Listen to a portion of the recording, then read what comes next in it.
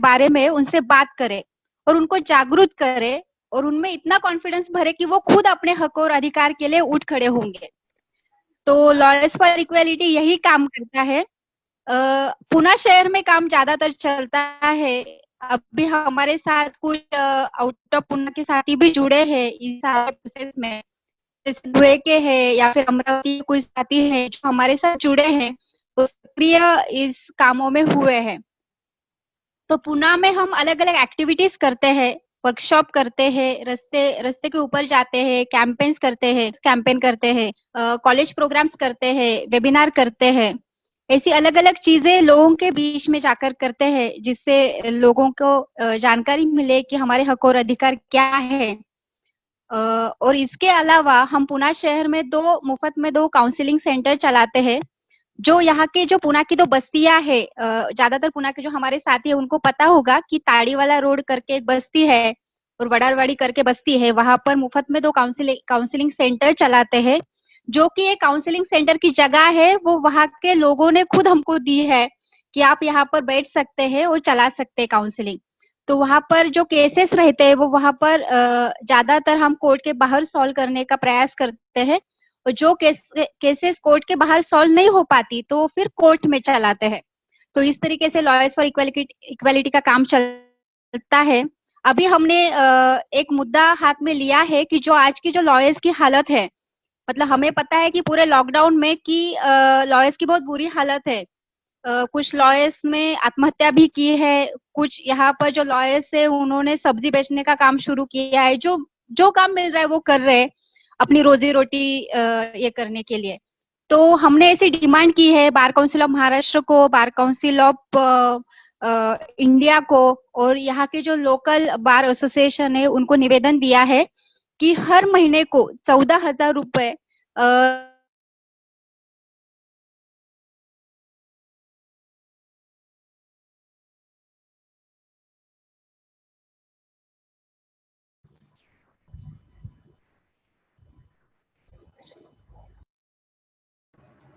मेरे ख्याल से आवाज का अभी ब्रेक हुआ है। तो हम लोगों ने हाँ, अभी आवाज आ रहा है। हाँ, आ रहा है अब। हाँ, तो अभी जो हमने मुद्दा लिया है कि लॉयर्स का, तो उसके ऊपर निवेदन दिया और वो सारा कैंपेन, सिग्नेचर कैंपेन चलाया है, वो आगे आगे भी चलाते रहेंगे। तो किसी को भी इस सारे एक्टिविटी में शामिल होना है तो वो अपना नंबर इधर चैट बॉक्स में डाल सकते हैं और हमारे साथ आगे भी सक्रिय हो सकते हैं। तो मैंने 2 मिनट में इंट्रोडक्शन दिया है। मैं आगे अपने प्रोग्राम की तरफ जाती हूँ जो हमारा मेन प्रोग्राम है। मैं सीनियर एडवोकेट मिहिर देसाई के बारे में उनका इंट्रोडक्शन आपके सामने रखती हूँ। एक्चुअली मैं मिहिर देसाई को तो सभी जानते हैं, लेकिन मैं जब सर्च कर रही थी विकिपीडिया पे तो बहुत सारी चीजें हैं उनके बारे में और मेरे दिमाग में आया कि मैं क्या क्या बताऊं आपको, लेकिन जो उसमें से इम्पोर्टेंट चीजें हैं मैं आपके सामने रखती हूँ। तो वो Bombay high court and supreme court के सीनियर काउंसिल है, ह्यूमन राइट्स लॉयर्स है, Indian people's tribunal and human rights law nature के को फाउंडर है, India centre for human rights and law के फॉर्मर डायरेक्टर है, पीयूसीएल महाराष्ट्र के प्रेसिडेंट है, कॉम्बैट लॉ मैगजीन के फाउंडर में से एक है, द लिफलेट मैगजीन जो चलता है उसके वो ऑथर है, वुमेन एंड लॉ बुक के को एडिटर है। ये मैंने जो ठोस जो चीजें थी वो आपके सामने रखी, लेकिन उन्होंने अपने लाइफ में बहुत सारी चीजें की है और वो अभी भी कर रहे हैं। तो उन्होंने जो फेक एनकाउंटर के जो केसेस है उसके ऊपर बहुत काम किया है, freedom of speech and rights के ऊपर बहुत काम किया है। टीस्टा सिटलवाड़ की जो केस है आप सारे लोगों को पता होगी कि उसके बारे में उन्होंने बहुत काम किया है। ख्वाजा यूनुस की केस है उसमें काम किया है। तो बहुत सारी चीजें हैं जो हमको उनसे सीखनी है। तो मैं अभी ज्यादा वक्त नहीं लेती। मैं मिहिर देसाई जी से गुजारिश करती हूँ कि वो अपनी बात हमारे सामने रखें। धन्यवाद। मिहिर देसाई सर, मेरे को आपको आ रही है मेरी आवाज?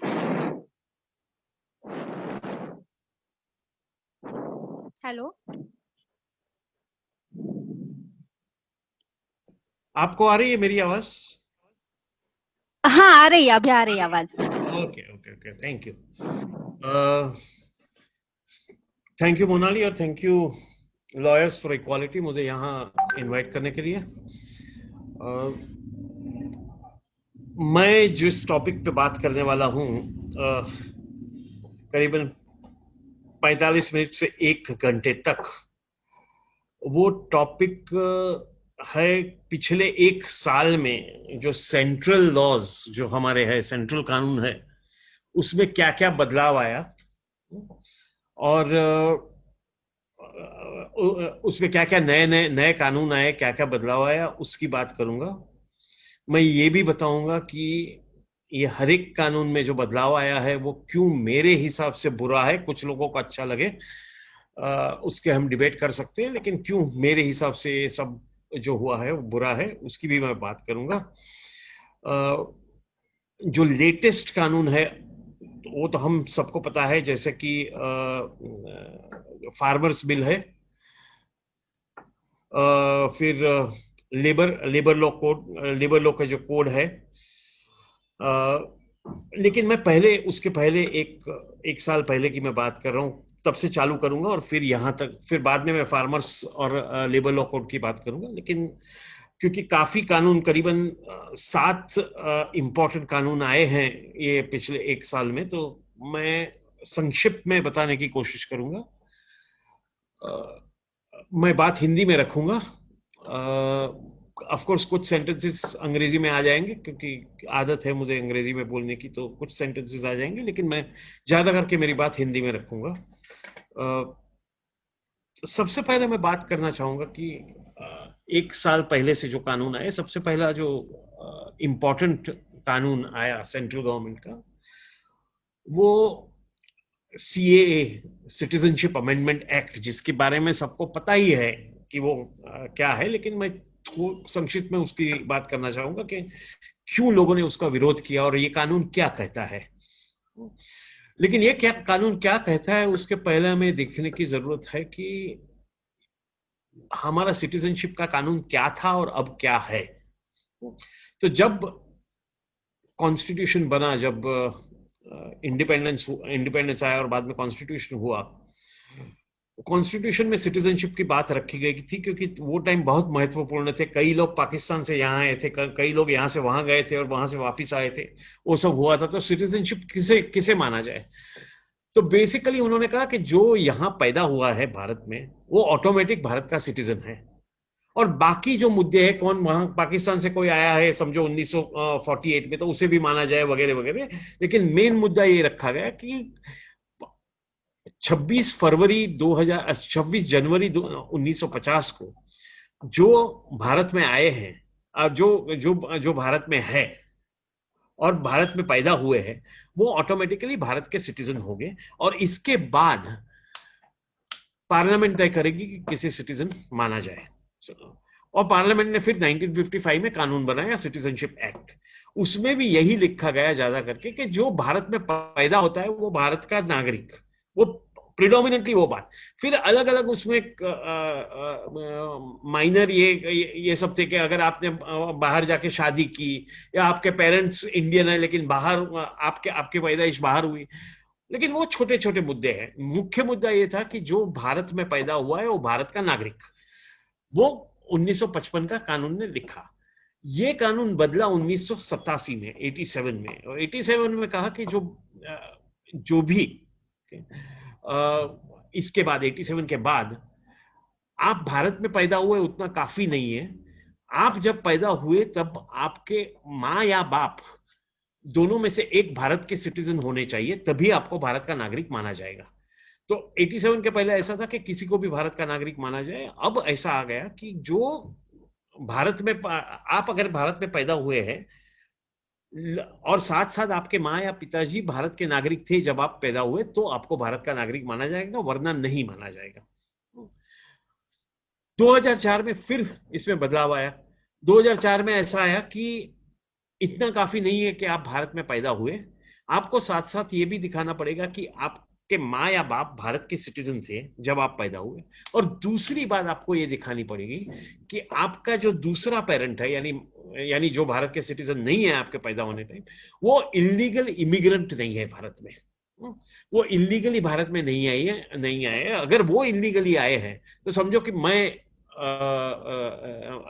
मेरे पिताजी भारत के नागरिक है।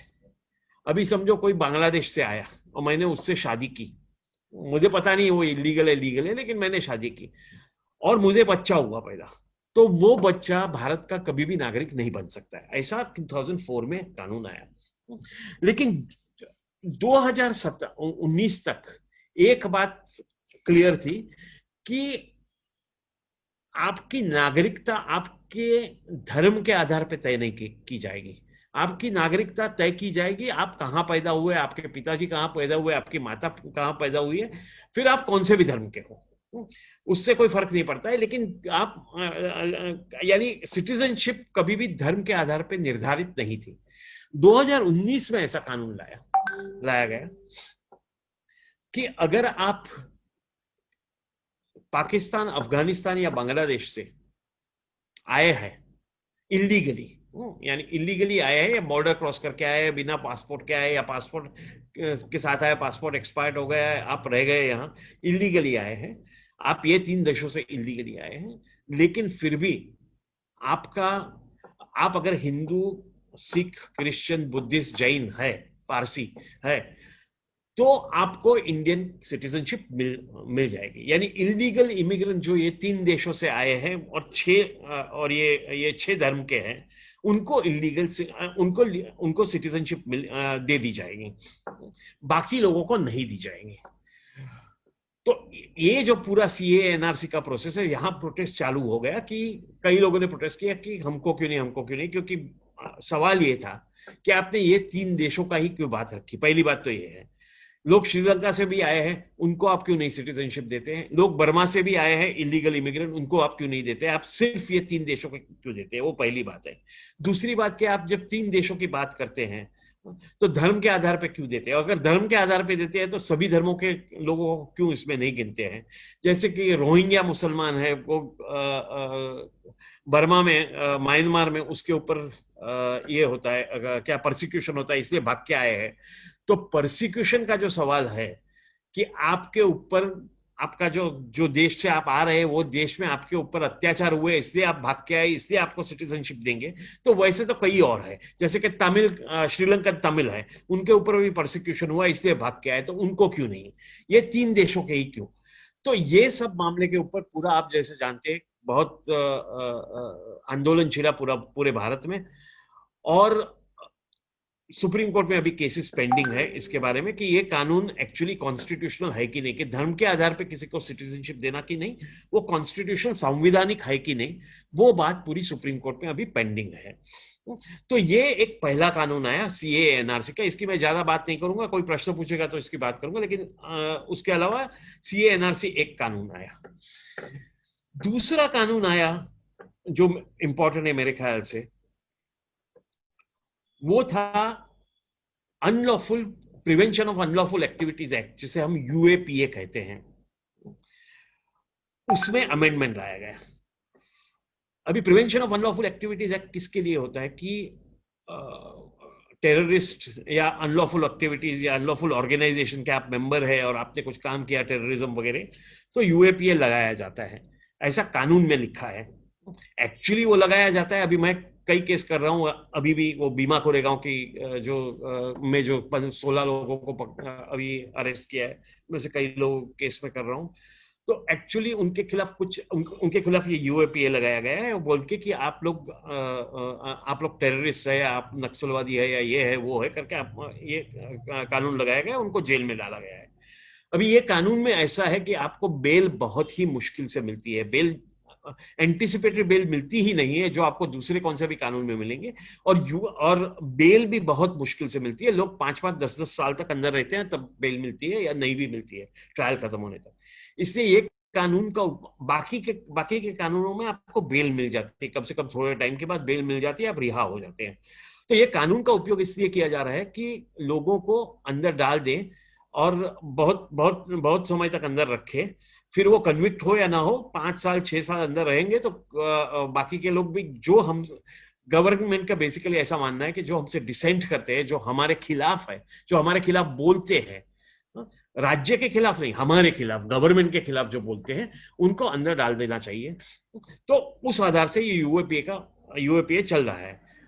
अभी यूएपीए में अमेंडमेंट क्या लाया कि अभी तक क्या था कि 2019 तक क्या था कि आप अगर कोई बैंड टेररिस्ट ऑर्गेनाइजेशन है, वो बैंड जो ऑर्गेनाइजेशन है उसका लिस्ट दिया गया है वो कानून के अंदर कि ये ऑर्गेनाइजेशन बैंड है, जैसे कि अल कायदा है, बैंड है, वैसे कुछ ऑर्गेनाइजेशंस के नाम दिए, कुछ नाम माओवादी ऑर्गेनाइजेशंस के है, कुछ इस्लामिक ऑर्गेनाइजेशंस के है, कुछ अलग से ऑर्गेनाइजेशंस के, ऐसे कुछ ऑर्गेनाइजेशन का लिस्ट दिया है कि आप अगर ये ऑर्गेनाइजेशन के लिए काम करते हैं तो आपको ये कानून में पकड़ा जाएगा।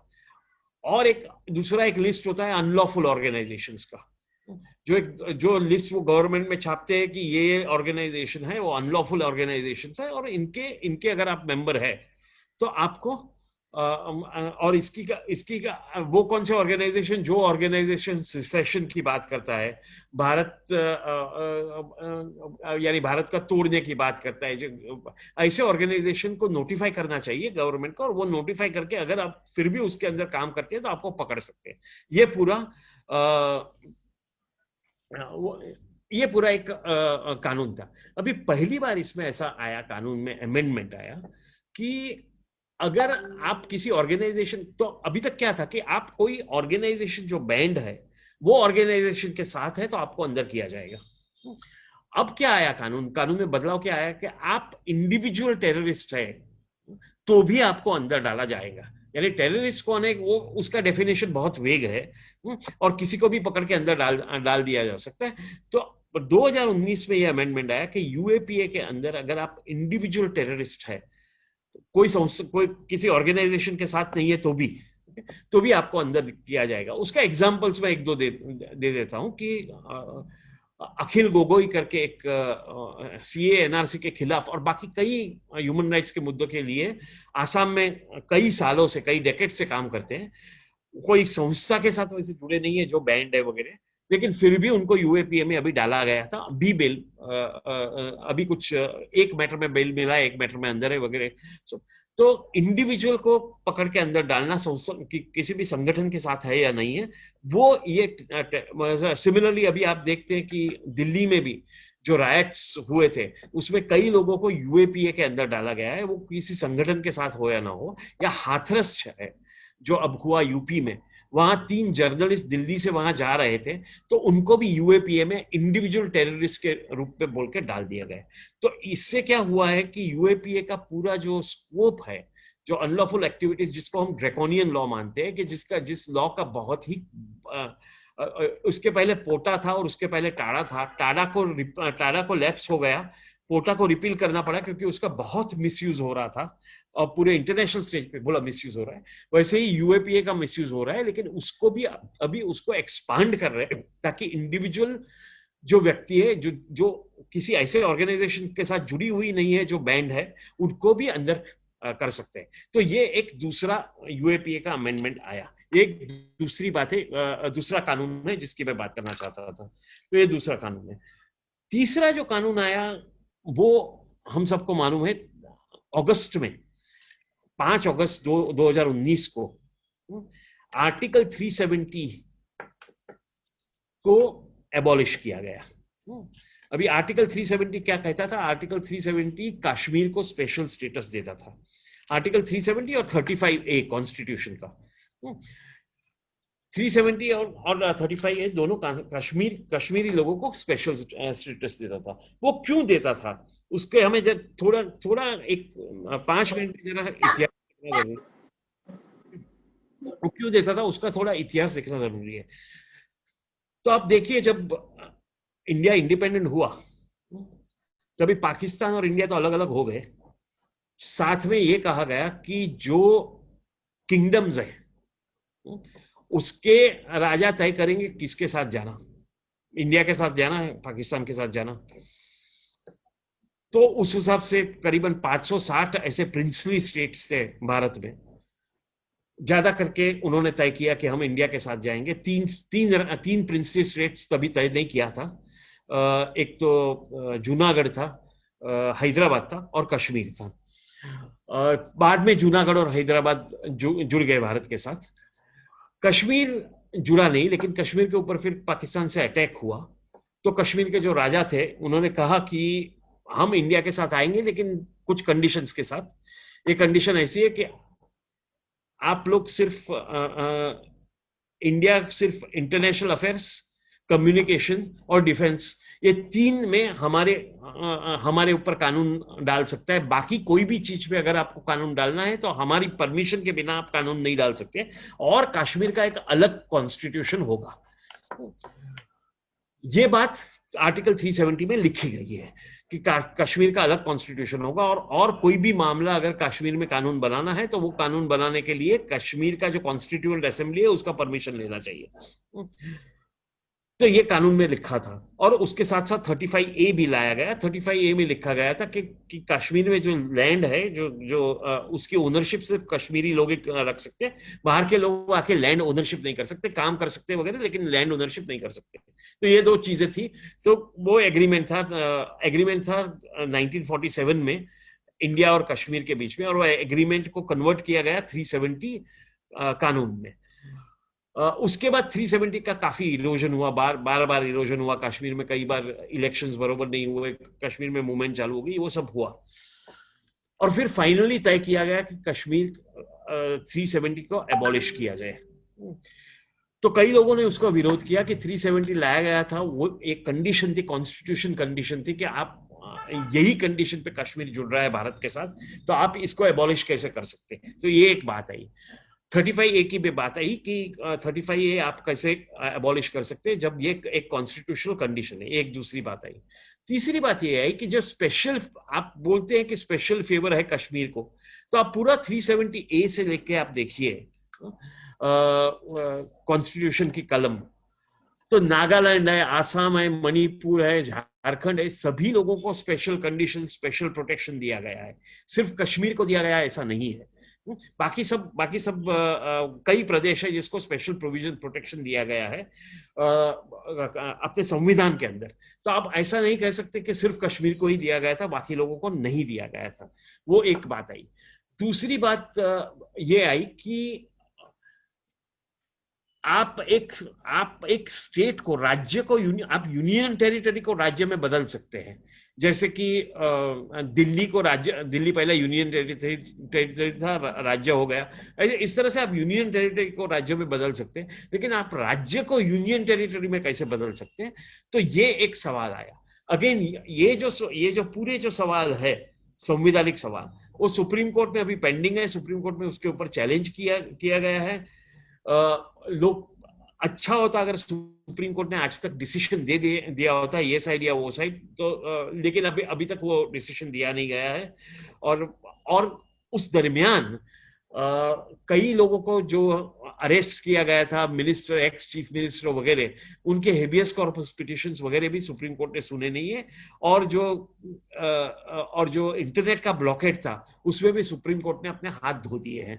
तो इस तरह का ये जो पूरा मसला है, 370A का जो मसला है, वो कश्मीर के साथ जुड़ा हुआ मसला है।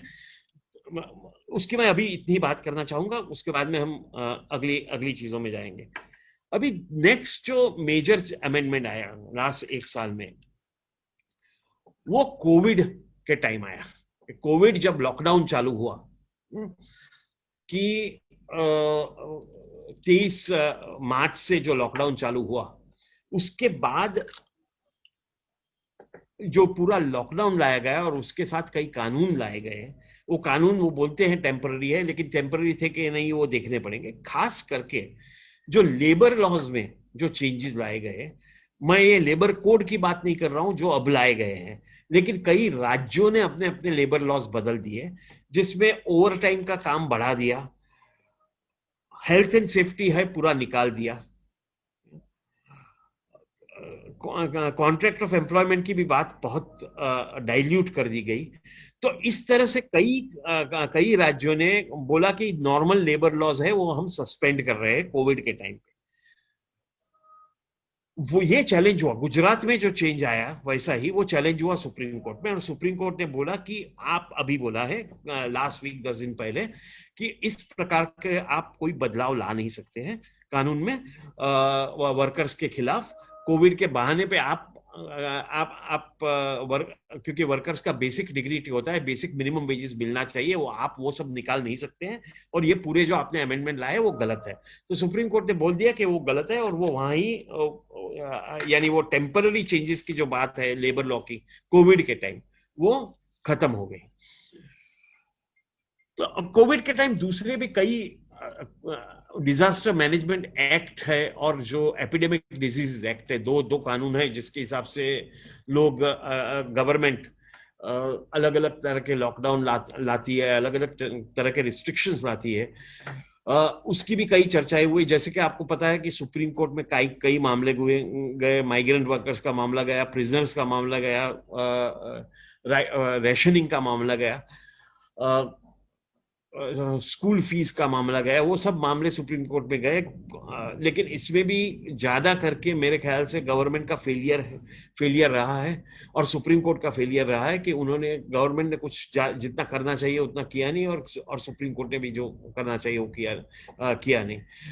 बहुत क्रिटिसिज्म होने के बाद माइग्रेंट वर्कर्स के बारे में वो जागा हुआ है कि लाखों करोड़ों माइग्रेंट वर्कर्स से एक राज्य से दूसरे राज्य भूखे जा रहे थे, और फिर भी सुप्रीम कोर्ट में सॉलिसिटर जनरल स्टेटमेंट करता है कि एक भी व्यक्ति आज रास्ते पे नहीं है।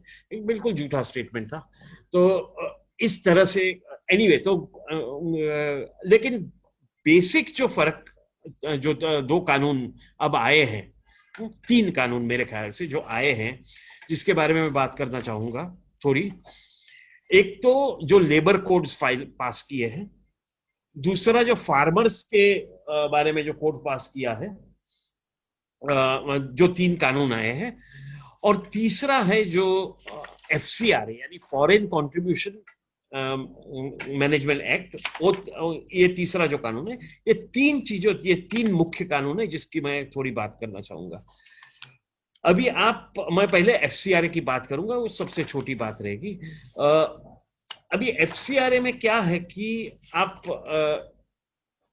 फॉरेन कंट्रीब्यूशन अगर आप लेते हैं, फॉरेन से आप कुछ भी पैसा यानी कोई भी NGO है या कोई भी ऑर्गेनाइजेशन है, उसको फॉरेन से डोनेशन मिलता है किसी इंडिविजुअल को या किसी ऑर्गेनाइजेशन को, तो उसके लिए पहले फेरा करके एक एक्ट था, फॉरेन एक्सचेंज रेगुलेशन एक्ट 76 में, और वो बदल के 2000 में फेमा करके आया, फॉरेन एक्सचेंज मैनेजमेंट एक्ट। इसमें काफी बदलाव, अमेंडमेंट्स लाए गए हैं 2020 में, जिसकी मैं बात करना चाहूंगा। अभी ज्यादा करके जो NGOs काम करते हैं, ज्यादा करके नहीं लेकिन कम से कम थोड़े बहुत जो NGOs काम करते हैं, एजुकेशन में काम करते हो, ह्यूमन राइट्स पे काम करते हो, रिसर्च करते हो, सर्विसेज पे काम करते हो, डिसेबिलिटी के साथ काम करते हो, HIV के साथ काम करते हो, कई औरतों के साथ, बच्चों के साथ काम करते हैं, वो NGOs अपना फंडिंग उनको कुछ डोनर एजेंसी को इससे बाहर से मिलता है, फॉरेन कंट्री से मिलता है, और उनको FCRA में रजिस्टर करना पड़ता है कि बिना रजिस्ट्रेशन के आपको फॉरेन एक्सचेंज नहीं मिल सकता है, तो FCRA में रजिस्ट्रेशन करना पड़ता है। तो सबसे पहले तो 3 या 4 बदलाव लाए हैं। सबसे पहले तो ये बदलाव लाया है कि कोई भी NGO जिसको हम जो फॉरेन का फंड्स लेगा, वो किसी और संस्था को वो फंड ट्रांसफर नहीं कर सकता। अभी क्या होता है कि कई बड़े NGOs है, वो बड़े NGOs के छोटे NGOs जो गांव के क्षेत्र में या जिला के क्षेत्र में काम करते हैं, उनके पास FCRA नहीं होता है, या होता है तो भी उनको फंडर से कांटेक्ट नहीं होता है। तो बड़े NGOs को फंड्स मिलता है, और वो NGOs फिर ये छोटे जो ऑर्गेनाइजेशन है उनको ट्रांसफर करते हैं फंड्स। यानी एक NGO को मिलता है और फिर वो 10, 20, 25 ऑर्गेनाइजेशन को देता है कि आपका अपना काम करो, गांव में जो एजुकेशन है प्रोवाइड करना, वाटर के लिए काम करना है, जो भी काम करना है वो करो। तो अब वैसा नहीं कर सकेंगे, यानी अब जो छोटे NGOs है वो सब बंद हो जाएंगे, क्योंकि उनके पास क्योंकि कोई भी बड़ा एनजीओ छोटे एनजीओ को फंड्स ट्रांसफर नहीं कर सकेगा। दूसरी बात कि एडमिनिस्ट्रेटिव एक्सपेंसेस जो आपको मिलते हैं फॉरेन फंड से, वो 50% आप एडमिनिस्ट्रेटिव एक्सपेंसेस कर सकते हैं, 50% प्रोग्राम एक्सपेंसेस कर सकते हैं, ऐसा कानून था। अभी 50% को बदल के 20% कर दिया है, कम करके 20% कर दिया है। इसका मतलब क्या है कि सैलरीज है या इंफ्रास्ट्रक्चर है, उसके ऊपर आप 20% से ज्यादा एक्सपेंस नहीं कर सकते। अभी प्रॉब्लम क्या होता है कि कई एनजीओ जो है वो रिसर्च करते हैं और एडवोकेसी करते हैं, तो रिसर्च करते हैं तो उनका ज्यादा खर्चा सैलरीज में जाता है, क्योंकि वो रिसर्च करते हैं, उनका कुछ जाके लोगों को डिस्ट्रीब्यूट नहीं करना होता है पैसा, उनको रिसर्च करना होता है। तो वैसे जो रिसर्च के जो एनजीओ है वो ये 50% से 20% किया है, उसके वजह से बंद हो जाएंगे ये रिसर्च वाले एनजीओ। तीसरी बात ऐसा होगा कि जो तीसरा अमेंडमेंट ऐसा लाया है कि कोई भी एनजीओ अपना अकाउंट सिर्फ न्यू दिल्ली की एसबीआई में खोल सकता है, बाकी किधर नहीं, वहां अकाउंट पर आपको खोलना पड़ेगा न्यू दिल्ली के एसबीआई में। अभी कितने एनजीओ को न्यू दिल्ली के एसबीआई जाके अकाउंट खोलेंगे, वहां से अकाउंट ट्रांसफर करेंगे, ये वो कितने कर सकेंगे? तो ये एक तीसरी बात है जिससे लोगों को प्रॉब्लम हुआ है। चौथी बात जो मुख्य बात है, चौथी बात जो इंपॉर्टेंट बात है, उसमें ऐसा कहा गया है कि कोई भी पब्लिक सर्वेंट है वो फॉरेन फंडिंग ले नहीं सकता है। अभी सवाल यह है कि आप जरा देखिए, तो ये जो 3-4 बातें हैं उससे कई एनजीओ के ऊपर बहुत ही बुरा असर होगा। जो जेन्युइन एनजीओ है, जो फालतू एनजीओ है वो बंद हो जाना चाहिए, वो हो जाना चाहिए, उसका कोई सवाल नहीं है, लेकिन जो जेन्युइन एनजीओ है उसके ऊपर काफी असर होगा। अभी इसमें 2 सवाल आप ध्यान में रखिए कि 2015 में एक अमेंडमेंट आया था यही कानून में, यही गवर्नमेंट ने लाया था, एनडीए की गवर्नमेंट 2015 में, और जो अमेंडमेंट कांग्रेस ने भी सपोर्ट किया था। ऐसा हुआ था कि पॉलिटिकल पार्टीज कई फॉरेन ऑर्गेनाइजेशन से डोनेशंस लेती है, फॉरेन ऑर्गेनाइजेशन से। तो दिल्ली हाईकोर्ट ने एक कानून एक निकाल दिया कि ये जो कांग्रेस और बीजेपी ने जो फॉरेन ऑर्गेनाइजेशन से पैसे लिए हैं वो पूरे गलत है, वो पूरा इलीगल है, क्योंकि एफसीआरए के विरुद्ध है। क्योंकि एफसीआरए एक्ट में ऐसा लिखा गया है कि आप पॉलिटिकल काम के लिए आप फॉरेन से पैसे नहीं ले सकते। तो दिल्ली के हाईकोर्ट ने बताया कि ये पूरा इलीगल है, आप नहीं ले सकते। तो 2015 में लॉ को अमेंड कर दिया और पॉलिटिकल पार्टीज को फॉरेन ऑर्गेनाइजेशन से पैसा लेने की अनुमति दी गई। और लॉ अमेंड किया, उतना ही नहीं, लॉ अमेंड किया 2010 से, कि 2010 से अगर फॉरेन फंड्स मिला है तो उसको वो एग्जम्प्ट रहेगा, उसको एफसीआरए में आप उसको देख नहीं सकते, उसका ऑब्जेक्शन नहीं ले सकते 2010 में। फिर पता चला कि एक्चुअली ये फॉरेन फंड 1976 से ले रहे ऑर्गेनाइजेशन।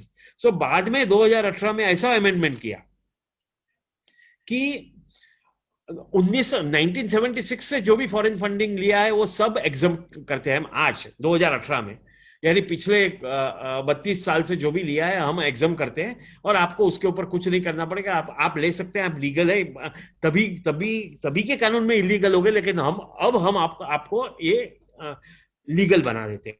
तो 2018 में पॉलिटिकल पार्टीज को फॉरेन फंडिंग मान दिया गया। तो अगर पॉलिटिकल पार्टीज को माना गया है तो एनजीओ को क्यों नहीं मानते, वो एक सवाल आता है। दूसरा बात, कोविड के टाइम जैसे कि आप जानते हैं कि पीएम केयर फंड लाया गया। अभी पीएम केयर फंड भी एनजीओ है, वो क्या है, ट्रस्ट है। वो ट्रस्ट क्या है, ट्रस्ट में एक प्राइम मिनिस्टर चेयरपर्सन है, कुछ कैबिनेट मिनिस्टर्स ये है, लेकिन वो बोलते हैं कि ये गवर्नमेंट का ट्रस्ट नहीं है, ये प्राइवेट ट्रस्ट है। उनका ऐसा कहना है, इसलिए हम किसी को बोलेंगे नहीं हमको कहां से पैसा मिला है, हमको कुछ बोले नहीं। भी पीएम केयर फंड में आपको एग्जम्पशन है फॉरेन फंडिंग लेने का, तो उसमें आप फॉरेन फंडिंग ले सकते हैं किसी को बताए बिना, कितना ले रहे हैं, क्यों ले रहे हैं, वो किसी को बताए बिना। तो पीएम केयर फंड में आप ले सकते हैं, पॉलिटिकल पार्टीज ले सकती है, लेकिन एनजीओस वो नहीं ले सकती है। तो ये एफसीआरए में बदलाव आया है और इसका काफी विरोध हो रहा है, लेकिन ये एक बात थी। अभी दूसरी बात मैं करूंगा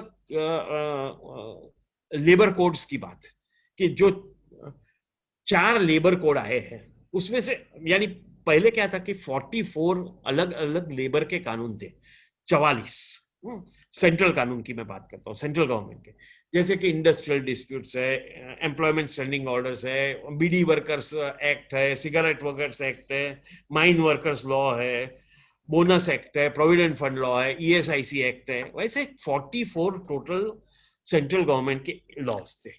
वो 44 लॉज को एबॉलिश करके 4 कोड बनाए गए। अभी इससे प्रिंसिपली कोई ऑब्जेक्शन नहीं होना चाहिए, इससे प्रिंसिपली कोई ऑब्जेक्शन नहीं होना चाहिए कि भाई इतने 44 क्यों कानून चाहिए, आप ये 44 को कम करके 3 या 4 में बदल दो, तो इसमें कोई प्रिंसिपली ऑब्जेक्शन नहीं है। लेकिन ऑब्जेक्शन जिस तरह से उनके बदल के जो नया कानून लाया गया है उसमें है।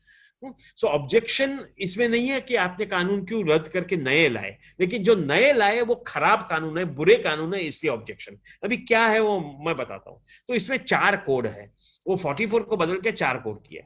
एक तो वेज का कोड है, पगार का, वेज का कोड, तो उसमें 4, और ये वेज का कोड 2019 में ही आ गया था, वो ये अभी जो लाए गए उसमें नहीं है, वो 2019 में लाया गया था वेज कोड में। उसमें minimum wages act, payment of wages act, equal remuneration act और बोनस एक्ट को मिला के ये वेजेस कोड बनाया गया है। अभी इसमें प्रॉब्लम क्या है मैं बोलता हूं।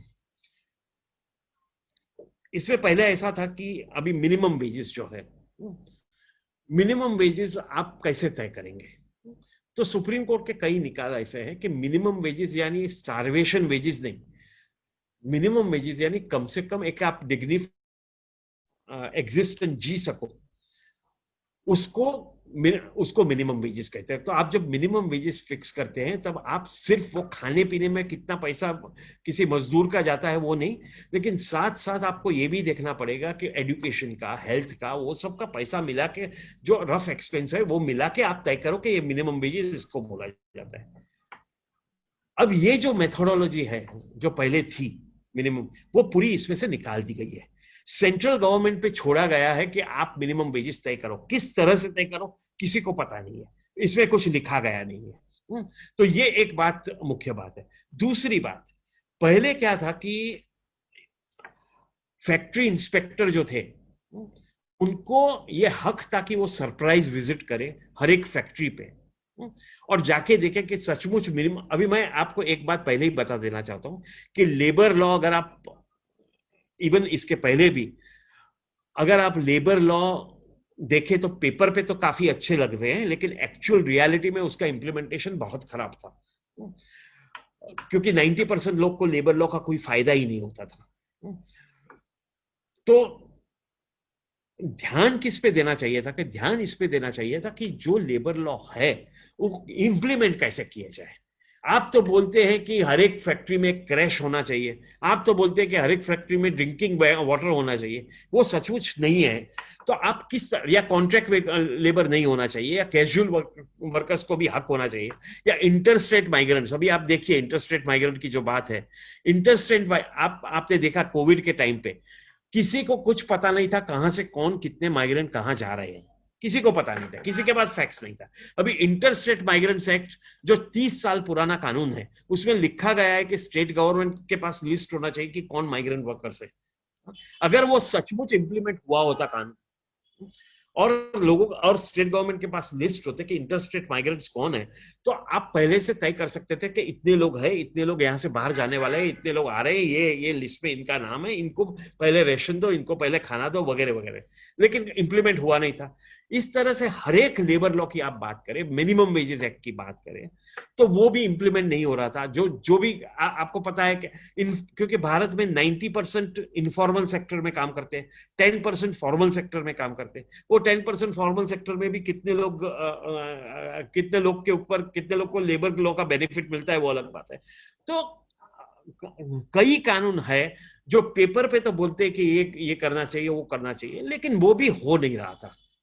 कॉन्ट्रैक्ट लेबर एबॉलिशन एक्ट नहीं हो रहा था।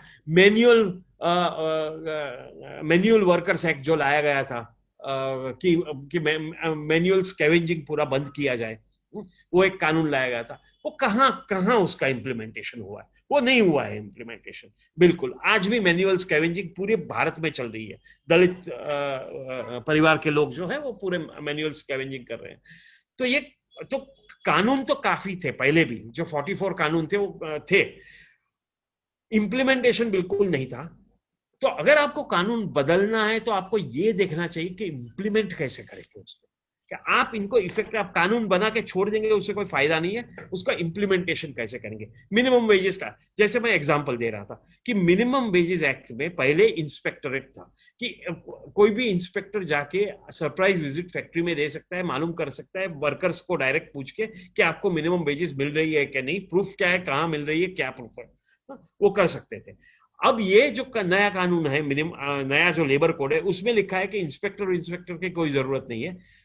हर एक एम्प्लॉयर ऑनलाइन फाइल करेगा कि मैं इतना पगार देता हूं और वो माना जाएगा। यानी क्या है कि मैं एम्प्लॉयर हूं, मैं मिनिमम वेजेस नहीं दे रहा हूं, लेकिन मैं ऑनलाइन लिखूंगा किसको, अपना गवर्नमेंट को, कि मैंने मिनिमम वेजेस दिए हैं, और उसके आधार से चलते रहेंगे काम। तो ये एक बात है। पहले के कानून में क्या था कि अगर आप मिनिमम वेजेस नहीं दे रहे हैं या पगार टाइम पे नहीं दे रहे हैं तो आपको जेल हो सकती है और एम्प्लॉयर को जेल हो सकती है। अभी इम्प्रिजनमेंट पूरा एज अ पनिशमेंट निकाल दिया गया है वेजेस एक्ट से। तो किसी को आप पगार दो न दो, मिनिमम वेजेस दो न दो, आपको फाइन दिया, आपको शायद फाइन देना पड़ेगा, लेकिन आपको जेल में नहीं जाना पड़ेगा।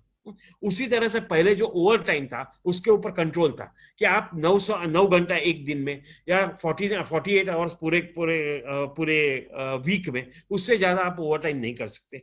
वो कंट्रोल भी अभी निकल गया है।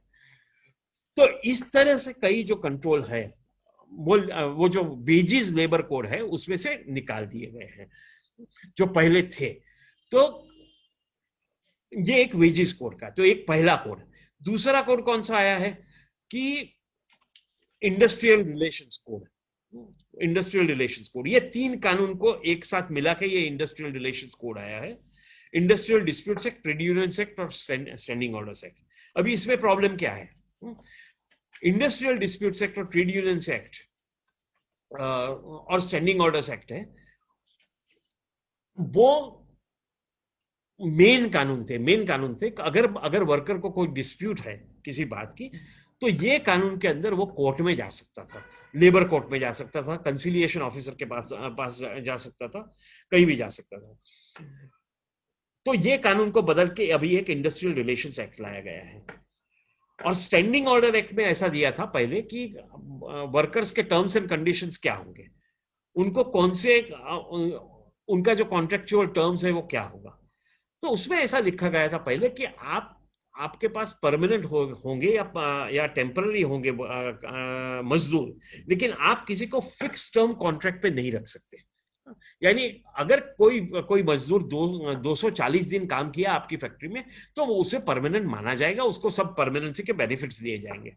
अभी क्या किया गया है, अभी फिक्स टर्म कॉन्ट्रैक्ट का एक नया कॉन्सेप्ट लाया गया है इंडस्ट्रियल रिलेशंस एक्ट में। ये जो नया कानून है उसमें कि आप वर्कर को फिक्स टर्म के लिए भी रख सकते हैं, 1 साल के लिए, 1.5 साल के लिए, 2 साल के लिए, 6 महीने के लिए, और उसके बाद आपके पास काम हो भी, आपके पास वो वर्कर ने काम अच्छा किया भी हो, फिर भी आप उसको काम से निकाल सकते हैं।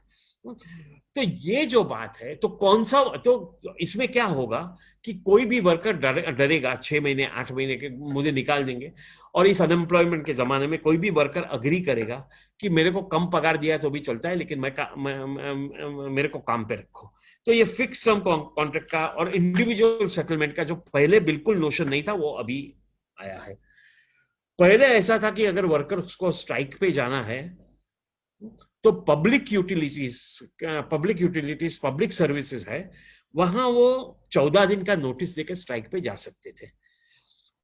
और बाकी के जो सर्विसेज है, नॉन पब्लिक यूटिलिटी, वहां बिना नोटिस दिए भी अगर आपके पास जस्टिफाइड कुछ वजह है, मैनेजमेंट ने कुछ मारा या कोई किसी का एक्सीडेंट हो गया या आपके पास आपका हेल्थ एंड सेफ्टी बरोबर नहीं है, उसके ऊपर प्रोटेस्ट है, तो आप एक स्ट्राइक कर सकते थे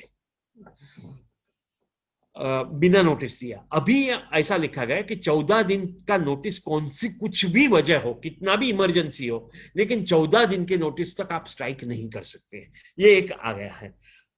तीसरी बात ये आ गई है नए कानून में कि लिमिटेशन आया है कि 2 साल तक आपका कुछ भी डिस्प्यूट हो तो 2 साल के अंदर वो डिस्प्यूट को आपको कोर्ट में लेके जाना पड़ेगा। अभी कई बार ऐसा होता है कि मजदूर 5, 10, 15 साल काम करते हैं, बाद में यूनियनाइज होते हैं, बाद में उनको पता चलता है उनका कानून में हक क्या है, और बाद में वो कोर्ट में जाते हैं। वैसा कई बार होता है, वो रोज बरोज की बात है कि मुझे पगार मिनिमम वेज से कम मिला है। वो कोई वर्कर जो है वो कानून की किताब लेके बैठता नहीं है, उसको 2, 3, 4, 5 साल तक यूनियनाइज होने के बाद वो जा सकता है कि भाई मेरा जो अभी मुझे पता चला है कि आपने मुझे पहले से पगार कम दिया है, अभी पगार ज्यादा दो, पगार बरोबर दो मुझे जो देना चाहिए था। तो अब ये कानून में ऐसा लिखा है कि 2 साल के अंदर आपको डिस्प्यूट रेज करनी पड़ेगी, उसके बगैर आप नहीं कर सकते हैं। तो ये एक लिमिटेशन आ गया है वर्कर्स के ऊपर।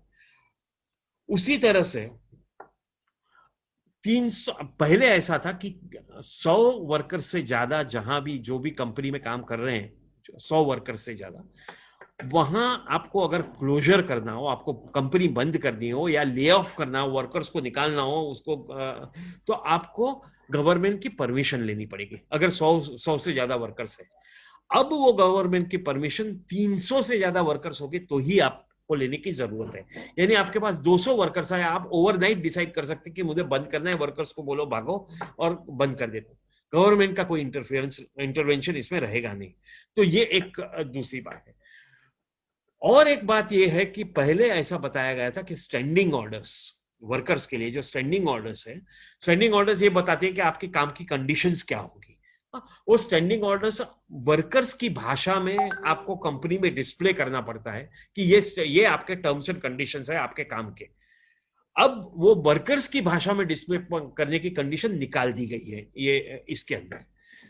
मुख्य बात एक ये है कि पहले ये लेबर लॉ किसको लागू होते हैं वो सवाल था, और सुप्रीम कोर्ट ने कई निकाल दिए और कई कई कई कई नतीजे दिए जिसमें कहा कि इंडस्ट्री को ये लागू होता है, लेकिन इंडस्ट्री कौन, किसको हम इंडस्ट्री मानेंगे।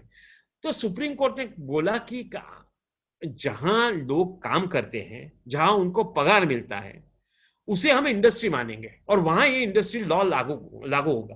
क्योंकि कई बार हॉस्पिटल है, एजुकेशनल इंस्टीट्यूशंस है, वो सब कोर्ट में जाने के, रिलीजियस इंस्टीट्यूशन कि भाई हम प्रॉफिट के लिए काम नहीं कर रहे हैं, हम तो चैरिटेबल ऑर्गेनाइजेशन है, तो हमको हमको हमको ये लेबर लॉ लागू नहीं होने चाहिए। सुप्रीम कोर्ट ने बोला कि नहीं, सवाल ही नहीं है, आप प्रॉफिट के लिए काम करो या ना करो, आपको वर्कर्स के जो हक है वो तो देने ही पड़ेंगे। अगर आप वर्कर्स के हक नहीं दे सकते तो आप बंद कर दो काम। तो आपको अगर आपका एजुकेशनल इंस्टीट्यूशन चलाना है या आपका हॉस्पिटल चलाना है तो वर्कर्स को तो हक देना ही पड़ेगा। तो आप वर्कर्स को लेबर लॉ लागू होते हैं वैसा कहा। अब ये कानून में ऐसा लिखा है कि कोई भी चैरिटेबल या सोशल या फिलोंथ्रेपिक या रिलीजियस काम कर रहा है, ऐसी ऑर्गेनाइजेशन को लेबर लॉ लागू नहीं होंगे। तो ये एक बदलाव इसमें लाया, यानी सब एजुकेशनल इंस्टीट्यूशंस है आप देखिए, और जिसमें ज्यादा करके प्रॉफिट करते हैं। अब ये जब ये सब चैरिटेबल इंस्टीट्यूशंस चलाते हैं, बोलते हैं कि हम चैरिटेबल इंस्टीट्यूशन है, एक्चुअली उसमें चैरिटी का कोई हक नहीं है, कोई भाग नहीं होता है। कितनी फीस लेते हैं हम सबको मालूम है, खास करके पोस्ट ग्रेजुएट जो है, यानी ये इंजीनियरिंग कॉलेजेस है, मेडिकल कॉलेजेस है, वो सब चैरिटेबल इंस्टीट्यूशंस चलाते हैं, फीस बहुत ही लेते हैं, डोनेशंस लेते हैं, लेकिन वो उनको अब लेबर लॉज का पालन करने की जरूरत नहीं है। तो ये एक बात आई है आज के उसमें।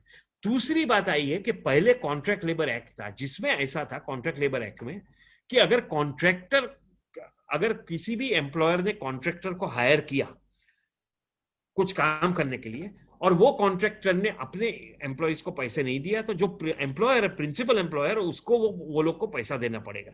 वो जिम्मेवारी जो, अगर मैं कंपनी हूं और मेरे पास कुछ काम के लिए मैं कॉन्ट्रैक्टर को लेता हूं, सिक्योरिटी के लिए मैं कॉन्ट्रैक्टर को लेता हूं, सिक्योरिटी प्रोवाइड करने के लिए मेरे कंपनी के, तो वो सिक्योरिटी गार्ड्स को अगर वो कॉन्ट्रैक्टर पैसा नहीं देता तो मुझे देना पड़ेगा, क्योंकि उसने मेरी कंपनी को संभाला है। अब ये बात निकल गई है। अभी जो पैसा है वो कॉन्ट्रैक्टर को देना पड़ेगा, और अगर कॉन्ट्रैक्टर नहीं देता है पैसा तो प्रिंसिपल एम्प्लॉयर से आप मांग नहीं सकते हैं। तो ये एक अलग बात हो गई। पहले दूसरी ऐसे 1-2 बातें हैं जो मैं बात कहूंगा और फिर सीधे फार्मर्स के उस पर जाऊंगा, काफी बोल लिया मैंने इससे। दूसरी बात ऐसी है कि जैसे कि पहले वर्किंग जर्नलिस्ट एक्ट रहा करता था। वर्किंग जर्नलिस्ट एक्ट यानी क्या कि जर्नलिस्ट के लिए एक अलग, जर्नलिस्ट वर्कर्स जो है उनके लिए अलग कानून। उसमें एक वेज बोर्ड बना होता था, वो बनता है, पालेकर बोर्ड है, ये बोर्ड है, वो बोर्ड है। वो वेज बोर्ड पूरे भारत के लिए जर्नलिस्ट की कितना पगार होना चाहिए वो तय करता था, और हर एक न्यूज़पेपर को अपने जर्नलिस्ट को उतना पगार देना पड़ता था। अभी ये वर्किंग जर्नलिस्ट एक्ट एबॉलिश कर दिया है, वेज बोर्ड का अभी सवाल ही नहीं है। तो वेज बोर्ड सब निकल गए, तो वेज बोर्ड वगैरह निकल गए, तो उनका एम्प्लॉयमेंट कंडीशन इंडिविजुअल एम्प्लॉयर तय करेगा। जो, और आजकल आप जानते हैं कि जर्नलिस्ट की हालत ऐसी है कि सभी जर्नलिस्ट, ज्यादा करके जर्नलिस्ट को कॉन्ट्रैक्ट पे ले लिया गया है। तो ये एक बात दूसरी है जो इंपॉर्टेंट है। और लास्ट बात इसके बारे में मैं ये कहना चाहूंगा कि जो पगार का डेफिनेशन है, वेजेस का डेफिनेशन है, वो बदला गया है। वेजेस का डेफिनेशन इस तरह से बदला गया है कि, और उसका महत्व क्या है वो मैं बता रहा हूं, कि आपका पगार क्या है उसके ऊपर डिपेंड होगा कि आपको अगर सस्पेंड किया गया तो आपको 50% वेजेस कितना मिलेगा, आपको अगर निकाला गया तो आपको जो कॉम्पेंसेशन कितना मिलेगा वो आपके पगार के ऊपर निर्भर है, आपके आपके आपके टोटल वेजेस के ऊपर निर्भर है। आपका इंडस्ट्री अगर क्लोज हो गया तो उनको आपको कुछ कॉम्पेंसेशन देना पड़ता है, ग्रेच्युटी देना पड़ता है, वो आपके पगार के ऊपर निर्भर है। तो पहले ऐसे था कि आपका जो पूरा पगार है वो गिना जाएगा। अब ऐसा ये जो नया कानून है उसमें ऐसा लिखा गया है कि आपके पगार में से एचआरए है, यानी हाउस रेंट अलाउंस है, ओवर टाइम अलाउंस है, वो सब गिना नहीं जाएगा पगार में। वो सब गिना नहीं जाएगा, यानी आपको जो अल्टीमेटली अगर आप काम से निकाला जाता है, कंपनी बंद हो जाती है, तो आपको जो पैसे मिलेंगे वो पगार के ऊपर मिलते हैं। और ये सब एचआरए, ओटी वगैरह पगार में नहीं गिनने से आपको जो पैसे मिलेंगे, आपको जो कॉम्पेंसेशन मिलेगा वो पहले से बहुत कम मिलेगा। तो ये एक बात भी हमें ध्यान रखने की जरूरत है। इसी तरह से अभी 2 और कानून आए हैं, लेकिन उसकी मैं बात नहीं करूंगा कि समय कम है। एक तो लेबर के बारे में, एक तो सोशल सिक्योरिटी एक्ट है, वो कई कानून है जिसको खत्म करके बनाया गया है, जैसे ईएसआई एक्ट है, वर्कमेंस कॉम्पेंसेशन एक्ट है, वो सबको जोड़ के एक सोशल सिक्योरिटी एक्ट है। और चौथा जो है लेबर कोड लाया गया है, वो occupational health and safety working conditions का जो कानून है उसके ऊपर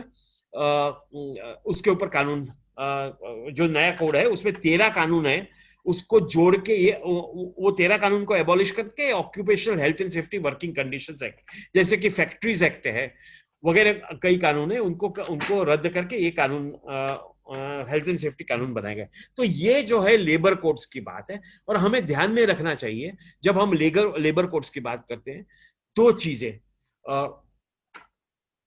पहले से 150 साल से तय हुआ है इंटरनेशनली, सब लोग मानते हैं कि लेबर और कैपिटल का जो रिलेशन है मार्केट में वो अनइक्वल है, उनका बार्गेनिंग स्ट्रेंथ सेम नहीं है। मैनेजमेंट का बार्गेनिंग स्ट्रेंथ वर्कर से कहीं ज्यादा है। मैनेजमेंट अगर बोलेगी कि तुमको काम करना है तो करो, नहीं करना है तो मत करो, इतना पगार देता हूं, तो वो वर्कर को कोई चॉइस नहीं है वो पगार लेके काम करने का। तो बार्गेनिंग स्ट्रेंथ दोनों में कम है। इसलिए पहले तो ये रिकॉग्नाइज हुआ कि वर्कर्स के लिए आप सिर्फ कॉन्ट्रैक्ट एक्ट के ऊपर छोड़ नहीं सकते कि let us go by what the contract of employment says, ऐसा नहीं चलेगा। आप सिर्फ कॉन्ट्रैक्ट, नहीं तो क्या होता है, कोई भी 2 व्यक्ति जब आपस में मिलती है तो उनके अंदर जो बात होती है वो कॉन्ट्रैक्ट लॉ के ऊपर, जो अग्रीमेंट होता है वो कॉन्ट्रैक्ट एक्ट के मुताबिक कॉन्ट्रैक्ट में लिखा गया है, वो एग्रीमेंट है। लेकिन वर्कर्स और मैनेजमेंट के बारे में पहले से 100-150 साल से इंटरनेशनली, सिर्फ भारत में नहीं, ये तय किया गया कि कॉन्ट्रैक्ट में जो लिखा गया है वो मानेंगे तो वर्कर्स के ऊपर बहुत ही नुकसान होगा, क्योंकि workers are not in equal bargaining strength with management.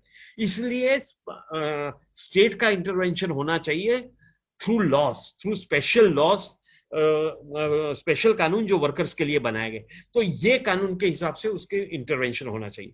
तो ये एक पहले से ही मानी गई बात है कि वर्कर्स और इसका बार्गेनिंग स्ट्रेंथ कम है। वो जो बार्गेनिंग स्ट्रेंथ है वो ट्रेड यूनियन से बढ़ता है, वो ट्रेड यूनियन के राइट्स ये 4 कानून में कम कर दिए गए हैं। इंडिविजुअल बार्गेनिंग जो है वो बहुत कम कर दिया गया है। इसमें कई चीजों को, कई लोगों को इंडस्ट्री से बाहर किया गया है, कई लोगों को एम्प्लॉई के दर्जे से बाहर किया गया है। जो गिग वर्कर्स हम बोलते हैं आजकल, जो बोलते हैं गिग वर्कर्स, जैसे कि एक उबर है, ओला है, या स्विगी है, या ये सब जो गिग वर्कर्स बोलते हैं, वो सब बाहर हो गए इसके अंदर से। तो जो 100 साल 150 साल के स्ट्रगल के बाद वर्कर्स ने ये सब कानून हासिल किए थे, वो कानून को ये चार जो नए कानून है उससे हटाया जा रहा है। तो ये एक बात, लेबर की बात कर रहा हूं। अभी फाइनली मैं जो फार्मर्स बिल जो आए हैं 3, उसकी बहुत ही संक्षिप्त में बात करूंगा, क्योंकि मैं मेरे ख्याल से करीबन एक घंटा बोल चुका हूं। तो करीबन बहुत 5 या 10 मिनट में मैं इसकी बात रखूंगा कि 3 कानून फार्मर्स के लिए आए हैं। वो 3 कानून कौन से हैं? एक तो farmers produce trade and commerce act है, वो है।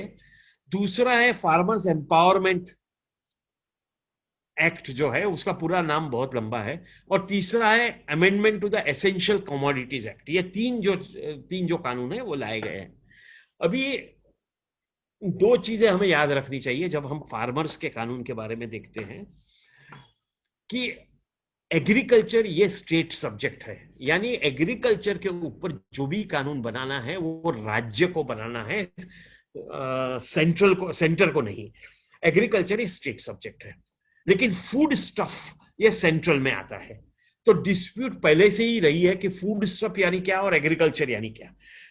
लेकिन आज तक ऐसा हुआ है कि जो भी एग्रीकल्चर के बारे में कानून हुए हैं वो राज्यों ने अपने अपने तरीके से बनाए हैं। अलग अलग राज्यों ने अपने अपने तरीके से बनाए हैं। उसमें से ज्यादा करके मंडियों की बात की गई है, यानी कि हर एक राज्य ने ज्यादा करके, कुछ 2-3 राज्य है जहां नहीं है, जैसे बिहार में पहले थी अभी नहीं है, तो उसमें ऐसी बात कही गई है कि कोई भी फार्मर अपना जो अपने खुद ने जो बनाया है, खुद ने जो प्रोड्यूस किया है, वो मंडी में जाके, जो गवर्नमेंट की मंडी है, एग्रीकल्चर प्रोड्यूस मार्केट कमिटीज जिसको बोलते हैं, वहां जाके अपना सामान बेच सकता है। वहां जो सामान बेचेंगे, इंडिविजुअल बायर को बाहर नहीं बेचना, क्योंकि इंडिविजुअल बायर को आप जब बेचना चाहते हैं तो वो इंडिविजुअल बायर जो बायर होता है, कभी कभी मनी लेंडर होता है, कभी कभी बड़ा कॉर्पोरेट होता है, वो आपसे, और ज्यादा करके 90% फार्मर्स है वो मार्जिनल फार्मर्स है, उनके पास ताकत नहीं है बार्गेनिंग करने की, और बड़े बड़े कॉर्पोरेट हाउसेस से, बड़े बड़े मनी लेंडर से, जमींदारों से बार्गेनिंग करने की ताकत नहीं है। इससे उनके लिए ये मंडियां बनाई गई है कि वहां जाए, और वहां इंडिविजुअल बार्गेनिंग करने की जरूरत नहीं है। वहां आपका जो सामान है वो ऑक्शन हुआ, और जो सबसे ज्यादा बिड लगाएगा, जो सबसे ज्यादा बोलेगा कि इतना पैसा हम देने को तैयार है, उनको वो माल मिलेगा, और उतना पैसा फार्मर को मिलेगा। उसके साथ साथ एक एमएसपी का कॉन्सेप्ट है, मिनिमम सपोर्ट प्राइस। तो कई धान्य ऐसे हैं जिसके लिए मिनिमम सपोर्ट प्राइस स्टेट तय करती है, और बोलती है कि अगर ये ऑक्शन में हमने अगर गेहूं का दाम 1600 रुपया क्विंटल लगाया है मिनिमम सपोर्ट प्राइस, और अगर आपको ऑक्शन में 1700 रुपया मिलता है तो हाँ आप बेचो ऑक्शन में, लेकिन अगर आपको 1500 रुपया मिलता है तो हम राज्य 1600 रुपया देके वो खरीद लेगी। तो आपको मिनिमम जो सपोर्ट प्राइस है 1600 रुपया, वो आपको मिलेगी। ये एक मंडी का जो पूरा आधार था ये था। और ये सब करने के लिए आपको कुछ टैक्स भरना पड़ेगा, 2% टैक्स वगैरह, 2% 3% राज्यों में अलग अलग था, जिससे ये मंडियां चले, वो पैसे से ये मंडियां चले, उसके लिए आपको टैक्स भरना पड़ेगा। अब सेंट्रल गवर्नमेंट ने ये कानून लाया है कि आप मंडियों के बाहर, मंडियां रहने दी है, मंडियों को बोला नहीं है कि मंडियां बंद कर दो, खत्म कर दो, लेकिन उन्होंने ऐसा कहा है कि मंडियों के बाहर आप अगर अपना सामान बेचते हैं तो आपको कोई टैक्स लगेगा नहीं, और मंडियों के अंदर आप टैक्स लगा नहीं सकते, राज्य कोई टैक्स लगा नहीं सकता। तो सवाल यह होगा कि मंडियों में अगर आप टैक्स नहीं लगा सकते हैं तो आपकी मंडियां बंद हो जाएंगी। आज नहीं तो 1 साल के बाद, 2 साल के बाद, 3 साल के बाद मंडियां बंद हो जाएंगी। ऑक्शन का सवाल आएगा नहीं, क्योंकि मंडियां बंद हो गई तो ऑक्शन कहां जाके करेंगे। और फिर आपका पूरा कॉरपोरेट हाउसेस आ जाएंगे, जैसे कि अंबानी है, अडानी है, या जो भी है, या फॉरेन के है कुछ, वो आ जाएंगे। वो आपसे बहुत ही कम दाम में फिर आपका माल खरीदेंगे। वो एक पूरा हो जाने वाला है, ये जो कानून अभी बनाया है उसकी वजह से। बिहार में 2006 या 7 में, 2006 या 7 तक मंडियां थी। 2006 या 7 में मंडियां बंद कर दी गई। तो जो पहले फार्मर्स 1600 रुपये या 1700 रुपये क्विंटल में व्हीट बेचता था, वो आज के दिन में बिहार में 900 रुपया या 1000 रुपया में उसको बेचने पे मजबूर हो गया है, मंडियां बंद होने की वजह से। तो डर यही है कि आपने मंडियों में बोला कि आप टैक्स नहीं लगा सकते, राज्य टैक्स नहीं लगा सकते, बाहर भी टैक्स नहीं लगा सकते, तो मंडियां धीरे धीरे बंद हो जाएंगी। और फिर बड़े बड़े कॉर्पोरेट हाउसेज आएंगे, बड़े बड़े जमींदार आएंगे, और वो आपको, उनको चाहिए वो हिसाब से आपका माल लेंगे और बोलेंगे नहीं बेचना है तो जाओ, हम दूसरे से लेंगे। इस तरह का पूरा एक बार्गेनिंग हो जाएगी। ये एक बात है। दूसरी बात जो एसेंशियल कमोडिटीज एक्ट में आई है, एसेंशियल कमोडिटीज एक्ट में क्या था कि जो कुछ एसेंशियल कमोडिटीज है, जैसे कि गेहूं है, राइस है, वगैरह वगैरह, ऑयल है, ऑयल सीड्स है, उसको आप होल्ड नहीं कर सकते। यानी उसको उसको आप उसकी प्राइस फिक्सेशन होती है, मैक्सिमम प्राइस फिक्सेशन होती है, और उसको आप होल्डिंग नहीं कर सकते हैं कि आप इससे ज्यादा आप खरीद नहीं सकते हो, इससे ज्यादा आप रख नहीं सकते हैं ना, ऐसा था। अब इसमें ऐसा अमेंडमेंट आया है जिसकी वजह से एसेंशियल कमोडिटी, जिससे ये होल्डिंग के ऊपर जो लिमिटेशन से वो पूरे निकाल दिए गए हैं। यानी अगर मैं चाहूं तो एक व्यक्ति है, वो समझो 1000 क्विंटल से ज्यादा खरीद नहीं सकता था पहले, क्योंकि वो 1000 क्विंटल से ज्यादा खरीदा तो होल्ड करेगा। तो अब मैं चाहूं तो 1000 क्या 10,000 क्विंटल भी खरीद सकता हूं और होल्ड कर सकता हूं। होल्डिंग करके मैं फिर ब्लैक मार्केटिंग होती है वगैरह, वो जो होती है। तो एसेंशियल कमोडिटीज एक्ट में भी ये फर्क आया है। तो इस तरह से ये और दूसरी बात यह है कि मिनिमम सपोर्ट पर, कि ये सब भी ठीक था अगर आप बोलते कि आप बाहर बेचो, अंदर बेचो, जहां भी बेचना है बेचो, मिनिमम सपोर्ट प्राइस जो है हर एक फार्म प्रोड्यूस की, ये हम तय करते हैं कि ये इतनी होगी, कि 1600 रुपये, समझो 1600 रुपये क्विंटल व्हीट की होगी, 2000 रुपये क्विंटल राइस की होगी, वो हम तय करेंगे। उससे कम दाम में आपसे कोई खरीद नहीं सकता। ऐसा अगर कानून लाते कि मिनिमम सपोर्ट प्राइस के नीचे हम कोई खरीद नहीं सकता, ऐसा कानून ला दे तो अलग बात है। तो उससे क्या होता है कि आपसे कोई खरीद नहीं सकता उससे कम दाम में। लेकिन वो बात नहीं, ये तीनों कानून में अगर फार्मर्स के तीनों कानून देखें तो उसमें ये बात नहीं कही गई है। मिनिमम सपोर्ट प्राइस कितनी होनी चाहिए उसकी बात ही नहीं रखी गई है। तो इसलिए डर है कि धीरे धीरे पूरे फार्मिंग सेक्टर का कॉर्पोरेटाइजेशन हो जाएगा, मार्जिनल फार्मर्स है वो पूरे नष्ट हो जाएंगे, फूड प्रोडक्ट्स है वो नष्ट हो जाएंगे जो जिसका प्रोडक्शन है, और उसके बदले फिर कॉटन फार्मिंग होगा, फिर जो दूसरे कमर्शियल क्रॉप्स है उसका फार्मिंग हो जाएगा, और फार्मर्स नष्ट हो जाएंगे। और फायदा जो कॉर्पोरेट और एग्री बिजनेस है जिसको बोलते हैं, जैसे कि पेप्सी कोला है जो लेज वगैरह निकालती है, या ये जो बड़े बड़े एग्री बिजनेस हाउसेस है उनका फायदा होगा।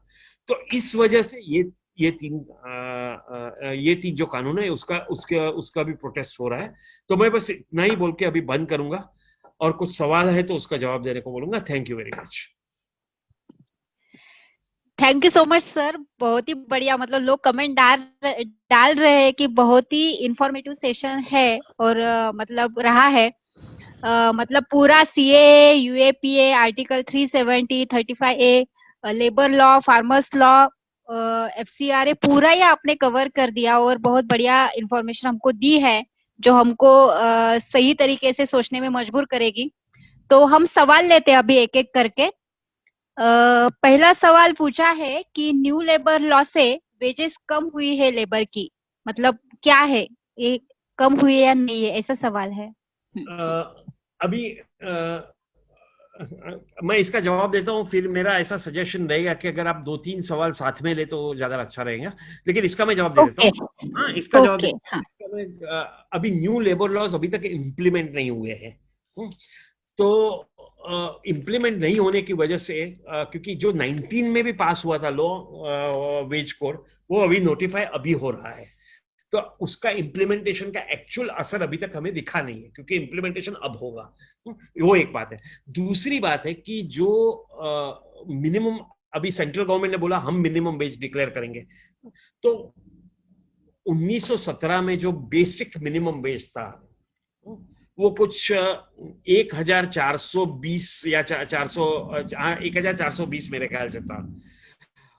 तो 2019 में जो उन्होंने रिवाइज किया मिनिमम वेज सेंट्रल गवर्नमेंट में, वो 1420 से 1422 किया, यानी 2 रुपया बढ़ाया 2 साल में मिनिमम वेज। तो आप देख सकते हैं कि ये जो पूरी बात है वो मिनिमम वेजेस, वो मेरे ख्याल से जो होने वाला है वो वेजेस बढ़ने वाले नहीं है, वेजेस कम होने वाले हैं। और खास करके आज के दिन में जहां कोरोना वायरस है वगैरह, जहां से लोगों के पास इतना अनएम्प्लॉयमेंट बढ़ गया है, लोगों के पास नौकरी नहीं है, काम नहीं है, कोई भी काम कर, जैसे आप ही बोल रहे थे कुछ लोग भाजी बेच रहे हैं, वो वकील लोग भी, तो इस तरह की परिस्थिति में तो मेरे ख्याल से वेजेस कम ही होने वाले हैं, बढ़ने की शक्यताएं बहुत कम है। ओके, नेक्स्ट सवाल लेते हैं। What's the new definition in industrial relation code 2020? हाँ, और एक सवाल इसके साथ लेते हैं। What's criteria for employ? तो इसमें ऐसा है कि जैसे मैंने बताया कि अलग अलग जो ये चारों कोड है उसमें डेफिनेशन एम्प्लॉय की और जो एम्प्लॉयर है दोनों की, वो अलग अलग दी गई है। किसको ये लागू होता है वो भी अलग अलग तरह से दिया गया है। जैसे 1 मिनट मुझे देना पड़ेगा, कोई मेरे घर में बीमार है, मेरे को जरा 1 मिनट उनसे बात करनी पड़ेगी। ओके, ठीक है? हाँ सर, हाँ, नो प्रॉब्लम। और किसी के सवाल है तो प्लीज चैट बॉक्स में अपने सवाल लिख लीजिए। ओके, અને શું છે બાકી? ઓકે, કઈ નહીં. once you settle down.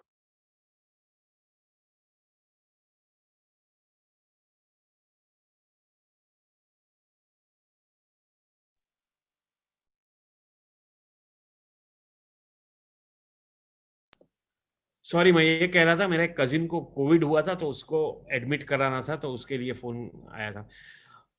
अच्छा, तो हर एक जो 3-4 कानून है, लेबर कोड्स है, उसमें एम्प्लॉयर एम्प्लॉय की डेफिनेशन अलग अलग है और किसको लागू होते हैं उसमें भी अलग अलग है। जैसे कि मैं आपको बताऊं, पहले ऐसा था कि प्रोविडेंट फंड एक्ट है, वो जहां 10 से ज्यादा कर्मचारी है वहां लागू होता था प्रोविडेंट फंड एक्ट। अभी वो 10 से ज्यादा कर्मचारी के बदले 20 से ज्यादा कर दिए गए हैं, यानी लाखों लोगों को जो पहले प्रोविडेंट फंड वगैरह मिलता था उनको अभी नहीं मिलेगा। तो इस तरह का बदलाव लाया गया है। एम्प्लॉय कौन है उसमें भी बहुत, जैसे कि मैंने बताया, इंडस्ट्री कौन है उसमें बहुत फर्क किया गया है, चैरिटेबल वगैरह सबको निकाल दिया गया है। सो जो भी इंस्टीट्यूशन सॉवरेन फंक्शंस स्टेट की करती है, जैसे कि एजुकेशन है जिसको सॉवरेन माना जाता है, हेल्थ है, वो सबको निकाल दिया गया है, जैसे मैंने पहले बताया।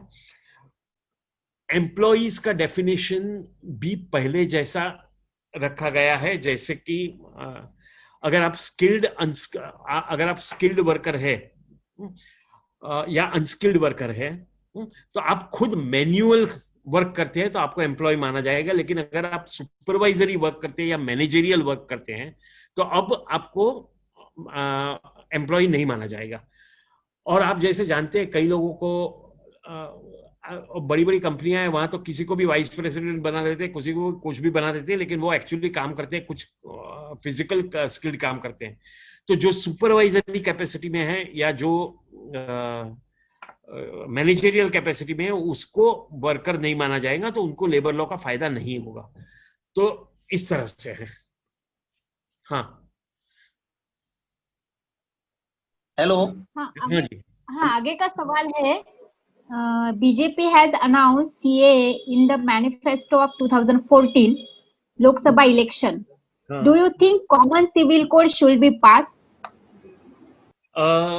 मेरा इसमें ऐसा कहना है कि माय इश्यू, मैं इसका जरा अंग्रेजी में जवाब दूंगा, हाँ, क्योंकि ये मेरा पूरा ये है, चलेगा ना मोनाली? ओके सर, हाँ हाँ चलेगा चलेगा sir. My thing is very simple, okay, कि all religions all religions are discriminatory against women.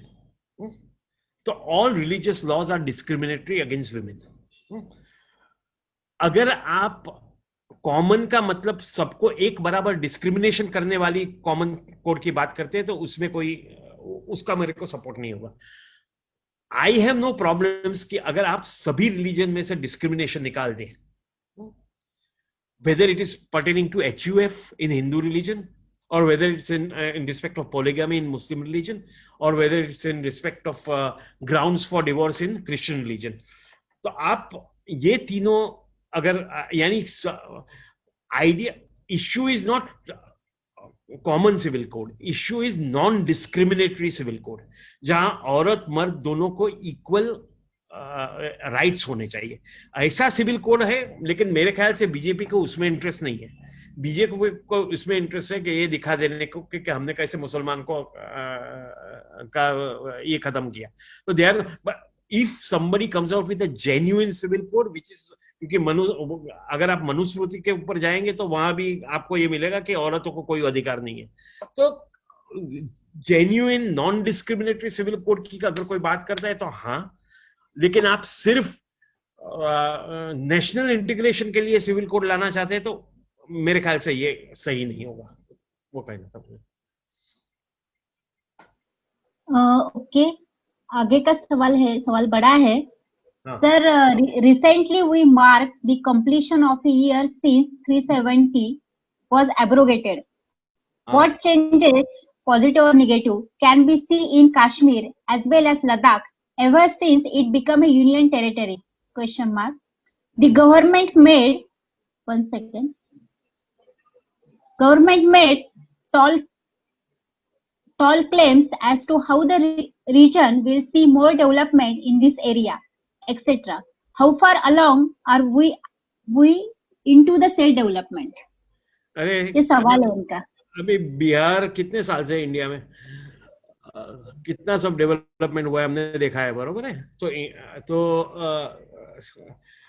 UP देखिए, यूपी के कई पार्ट, बिहार, अब महाराष्ट्र के भी कई बार इतने फार्मर्स सुइसाइड करते हैं हर साल. इतने अत्याचार होते हैं, या दलित हो, ट्राइबल्स हो, औरत हो, बच्चे हो. तो आप भारत का अंग हो जाने से आप एक you don't become a heaven. अगर ऐसा होता तो अभी माइग्रेशन ही नहीं होता विद इन इंडिया, सब लोग अपनी अपनी जगह खुशी से रहते थे. ऐसा नहीं हुआ है.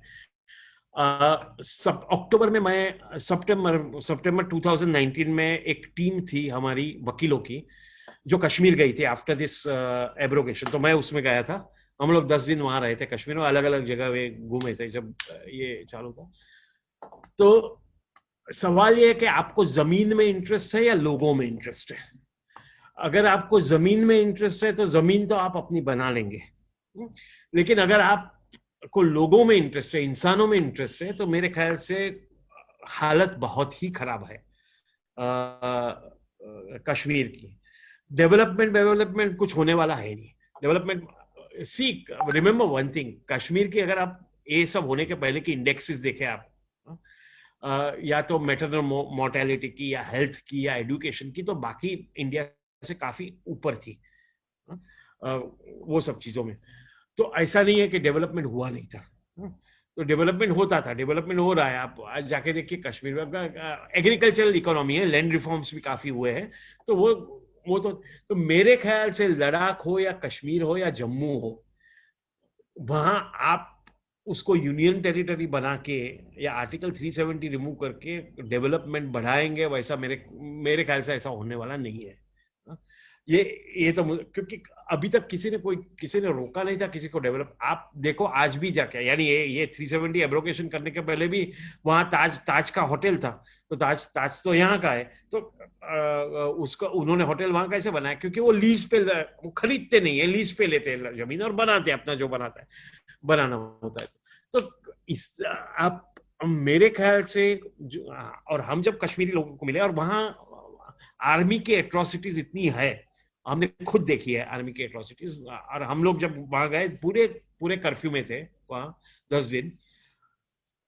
आर्मी की जो एट्रोसिटीज है वो बहुत ही बुरी है। आर्मी बिल्कुल अकाउंटेबल नहीं है। तो उसकी वजह से एलिनेशन बहुत बढ़ गया है लोगों का, बहुत बढ़ गया है एलिनेशन लोगों का। हाँ, पाकिस्तानी इंटरफेरेंस भी है, वो होगा, क्योंकि यहाँ एक राइप सिचुएशन है। तो पाकिस्तानी इंटरफेरेंस भी है, वो भी चल रहा है, मिलिटेंसी भी है, ऐसा नहीं है कि नहीं है। लेकिन मेरे ख्याल से एलिनेशन जो कश्मीरी लोगों का है वो बहुत बढ़ गया है। जिस तरह से भारत की सरकार को कश्मीरी लोगों के साथ या कश्मीर का मुद्दे के साथ उनको निपटना चाहिए था, उस तरह से निपटे नहीं है मेरे ख्याल से। तो ये मुझे डेवलपमेंट वगैरह वहां होगा कुछ लग नहीं रहा है। ओके सर, आगे का भी एक बड़ा ही सवाल है। हाँ। While the stated objectives of this ordinance provide the appearance that this will free up curb on trade, that had shaked farmers and their ability to get a remunerative price for their crop. Is there any ordinance? No. The same acts came as ordinance first, and then they were passed as acts. यही जो कानून है पहला ordinance बोल के आए, फिर अभी बाद में अभी वो नाटक हुआ ना पार्लियामेंट का, 2-3 दिन उसमें पास हो गए एज लॉज। तो मिनिमम सपोर्ट प्राइस की बात ही नहीं है, वही मैं कहता हूँ। उनका ऐसा कहना है, देखो अभी उनका ऐसा कहना है कि फ्री मार्केट इन ट्रेड, उससे सब कुछ सबका बहुत भला हो जाएगा। अभी फ्री मार्केट इन ट्रेड से किसी का कभी भला हुआ नहीं है दुनिया में। अब हर एक मार्केट कंट्रोल्ड रेगुलेटेड होता है। आप अमेरिका में भी देखो तो रेगुलेशंस है, चाइना में भी देखो तो रेगुलेशंस है, पूरा यूरोप में रेगुलेशंस है, पूरा अमेरिका में जो एग्रीकल्चर है, फुल अमेरिका का एग्रीकल्चर फुल्ली सब्सिडाइज है। गवर्नमेंट सब्सिडाइज करती है तब वहां एग्रीकल्चर चालू है, क्योंकि एग्रीकल्चर में इंडस्ट्रीज जितना पैसा नहीं है, लेकिन आपको फिर भी खाना पड़ेगा, आपको फिर भी व्हीट और राइस चाहिए, तो वो कौन बनाने वाला है? तो इसलिए अमेरिका में भी देखो आप, पूरा US economy is based on complete subsidy of agriculture. वहां के फार्मर्स को जितनी सब्सिडी मिलती है यहाँ के फार्मर्स को भी नहीं मिलती है। तो free market in agriculture will never work, क्योंकि उसमें कॉर्पोरेटाइजेशन होगा, फार्मर्स को बहुत नुकसान होगा, जो 90% मार्जिनलाइज फार्मर्स है उनका बहुत नुकसान होगा। तो free market in agriculture will never work. Free market industry में भी चलता नहीं है। इंडस्ट्री में आपने फ्री मार्केट किया तो क्या हो गया? आज 2 या 3 बड़ी कंपनियां हैं वो कंट्रोल करती है हर एक सेक्टर में, चाहे आप ये जियो देखो या जो भी देखो, 2-3 का बड़ी कंपनियां हर एक सेक्टर में कंट्रोल करती है और वो प्राइस फिक्सेशन करती है कि हम जो बोलेंगे वो प्राइस आपको देना पड़ेगा। पहले 6 महीना फ्री देगी और फिर प्राइस। अभी आप देखो पुणे में हुआ है कि नहीं मुझे पता नहीं, बंबई में कई लोग जो रिलायंस ने इलेक्ट्रिसिटी दी, अभी इलेक्ट्रिसिटी के बिल 60-70 हजार रुपया आ रहे हैं लोगों के, क्योंकि पहले तो बहुत चीप दिया और फिर 2 साल में इतनी बढ़ा दिया है इलेक्ट्रिसिटी के रेट्स कि लोग अफोर्ड नहीं कर सकते उसको। तो हर एक free market always leads to monopoly, so there have to be regulation करने ही पड़ेंगे, उसके बगैर आप इकोनॉमी चल ही नहीं सकती, कहां भी नहीं चली है। सर 3 सवाल हम एक साथ ही लेते हैं। हाँ सर, न्यू एग्रीकल्चर लॉज की प्रोविजन से धीरे धीरे common people life will be very problematic for this any solution. Second है, what's the new definition in society security. Third है, as a lawyer what can we do. Okay, मैं तीसरा से fight चालू करता हूँ। as lawyers what can we do? First of all, as lawyers we must recognize, एक बात हमको याद रखनी चाहिए कि आज की जो सुप्रीम कोर्ट है उससे बुरी सुप्रीम कोर्ट इंडिपेंडेंट इंडिया में हुई नहीं है। ये एक बात मैं तो क्लियरली मानता हूँ कि आज जो सुप्रीम कोर्ट की जो हालत है वो इतनी बदतर है कि सुप्रीम कोर्ट से कुछ एक्सपेक्टेशन रखना कि वो ये करेगी वो करेगी, कभी कभी इधर उधर कुछ मिल जाता है लेकिन बाकी कुछ होता नहीं है। लेकिन एज लॉयर्स मेरे ख्याल से it's our duty to to fight for the law, fight for better laws, and to ensure that people get justice in courts. उसके लिए मेरे ख्याल से दो चीजें हमें बहुत इंपॉर्टेंट है, क्योंकि मैंने कई बार देखा है कि जो ह्यूमन राइट्स के लॉ के बाद बात करते हैं, पैशन तो बहुत होता है कि हमें ये करना है, हमें वो करना है, लेकिन इट्स वेरी इंपॉर्टेंट कि पैशन के साथ कॉम्पिटेंसी भी होनी चाहिए। यानी हमें अपने आप को अच्छे वकील, अच्छे ह्यूमन बीइंग और अच्छे ह्यूमन राइट्स के एक्टिविस्ट तो है, लेकिन साथ साथ अच्छे वकील होना वो भी बहुत जरूरी है, तभी हम लोगों का मदद कर सकेंगे। सिर्फ हम पैशन से, इमोशन से जाएंगे तो वो नहीं होगा, क्योंकि ultimately you have to win cases in courts. So you need to build yourself as lawyers, that is very very important. वो एक बहुत ही इंपॉर्टेंट बात है।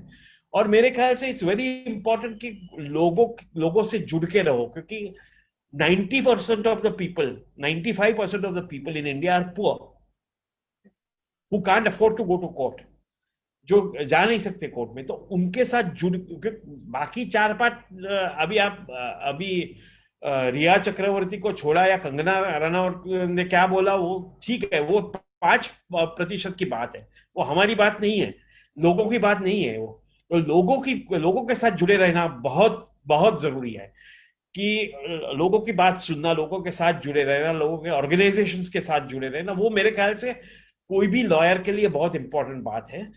पैसे तो कोई भी कमा लेता है, सवाल ये है कि हम इंसानों के लिए क्या करते हैं। वो मेरे ख्याल से वो एक बहुत महत्वपूर्ण सवाल है हम सब के लिए। तो ये एक बात है। दूसरा जो सवाल,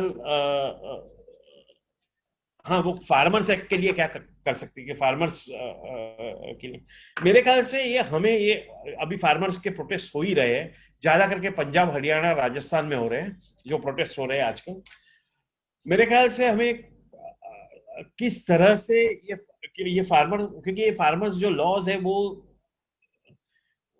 पूरी फार्म सेक्टर को बर्बाद करके छोड़ेंगे, उसकी असर जो शहरों में रहते हैं उसके ऊपर भी पड़ेगी, क्योंकि फार्म के सब प्रोडक्ट अगर बड़े बड़े इंडस्ट्रियलिस्ट खरीद लेंगे तो उनकी प्राइसेस भी जब वो शहर में आएंगे बेचने के लिए उसकी बहुत बड़ी बढ़ जाएगी।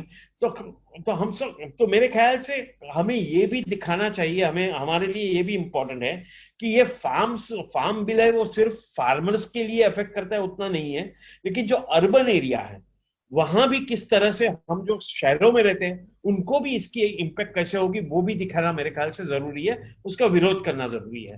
जहां भी हो सके, जहां जिससे भी बात कर सके, वहां ये फार्म एक्ट को समझना और समझ के उसका विरोध करना वो बहुत जरूरी है। तीसरा सवाल क्या था? हाँ, new definition of social security. अभी इसकी सोशल सिक्योरिटी का ऐसी डेफिनेशन नहीं दी गई है, लेकिन ये जो कानून है, सोशल सिक्योरिटी कोड जो है, लेबर कोड है, उसमें सोशल बहुत ही वेग डेफिनेशन है जिसको डिफाइन करना मुश्किल है, क्योंकि हम चाहते थे, कई लोग चाहते थे कि आप कुछ, जैसे कि यूएसए में है, जैसे कि कई यूरोपियन कंट्रीज में है, कि जो अनएम्प्लॉयड है उनको कम से कम, सोशल सिक्योरिटी का मीनिंग क्या है? सोशल सिक्योरिटी यानी जो अनएम्प्लॉयड है उनको कम से कम कुछ 10,000 या 15,000 रुपया हर महीने गवर्नमेंट की तरफ से मिले, जो अमेरिका में होता है, यूरोप में होता है, सब जगह होता है। तो सोशल सिक्योरिटी का मीनिंग ये होता है कि आपके पास, और दूसरी और तीसरी बात यह है कि आपको एजुकेशन फ्री में मिले, सोशल सिक्योरिटी का ये मीनिंग होता है। और हेल्थ और हाउसिंग, ये जो 3-4 का खाना है, हाउसिंग है, हेल्थ है, वो सब्सिडाइज हो, गवर्नमेंट उसको सब्सिडाइज करे, लेकिन वो तो हो नहीं रहा है। तो जब तक वो सब नहीं होता है तो आप कुछ भी मीनिंग लगा दो सोशल सिक्योरिटी का, उससे कोई फर्क नहीं पड़ने वाला है। क्योंकि हेल्थ, एजुकेशन, हेल्थ, जो मुझे याद है, जो पहले 5-6 हॉस्पिटल थी बंबई में, पब्लिक हॉस्पिटल, जब मैं छोटा था, वही हॉस्पिटल आज भी चल रही है। नए इन्वेस्टमेंट हेल्थ में गवर्नमेंट ने किया ही नहीं है। पूना की मुझे पता नहीं है किया है कि नहीं, पूना में किया है कि नहीं मुझे पता नहीं है, लेकिन बंबई में तो जरूर कुछ नया इन्वेस्टमेंट किया, हेल्थ सेक्टर से इन्वेस्टमेंट उनका वापस जा रहा है।